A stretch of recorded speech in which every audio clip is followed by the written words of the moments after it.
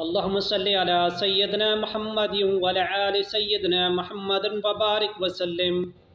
مجدد الف ثانی امام ربانی رحمۃ اللہ علیہ ارشاد فرماتے ہیں، ہمارے نبی محمد صلی اللہ علیہ وآلہ وسلم سے ولایت کا فیض ملا صدیق اکبر کو، ان سے عمر فاروق کو، ان سے عثمان غنی کو، ان سے مولا علی کو، ان سے امام حسن کو، ان سے امام حسین کو، ان سے امام زین العابدین،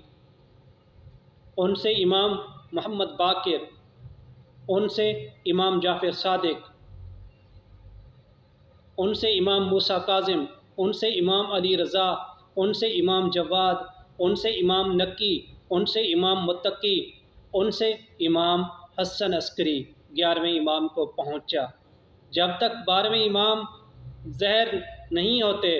ولایت پر قبضہ ہے غوث اعظم کا۔ مشرق مغرب شمال جنوب، اس وقت تک کوئی ولی نہیں بن سکتا جب تک اس بندے پر غوث پاک کی مہر نہ لگے،